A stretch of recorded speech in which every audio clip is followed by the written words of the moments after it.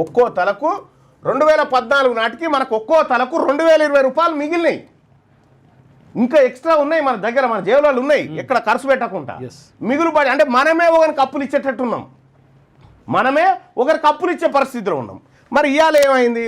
2025 నాటికి 12 ఏళ్ళు అటు కేసీఆర్ 10 ఏళ్ల పాలన,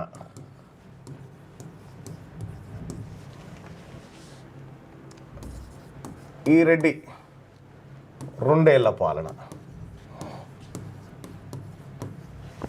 ఈ రావులు రెడ్లు కలిసి ఈ 12 ఏళ్లలో తెలంగాణ ఏం చేసిరాయా అంటే, ఇగో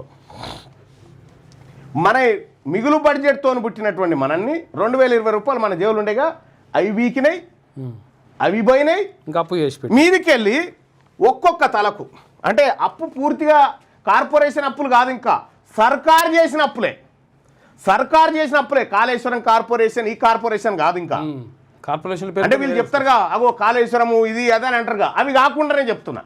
అవి కాకుండానే తెలంగాణ ప్రభుత్వం అంటే ఈ రెడ్లు రావులు చేసినటువంటి అప్పు 12 ఏళ్లలో అప్పు, వీళ్ళిద్దరు కలిసి చేసిన అప్పు ఒక్కొక్కరి మీద మొత్తం 4,42,000 కోట్ల రూపాయలు అప్పు చేశారు. ఓకే, 4,42,000 కోట్ల రూపాయల అప్పు చేసి వీళ్ళు 12 ఏళ్ళ అప్పు చేసి ఏడాదికి ఎంత మిత్తి కడుతున్నాం మనం దీనికి అనంటే, ఏడాది మిత్తి 25,000 కోట్ల రూపాయలు.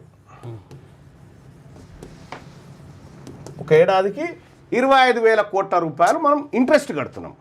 ఓకే, అంటే మన ఒక్కొక్క తల మీద ఎంత అప్పు తయారు చేసి వీళ్ళు 12 ఏళ్ళల్లో, ఒక్కో తలపై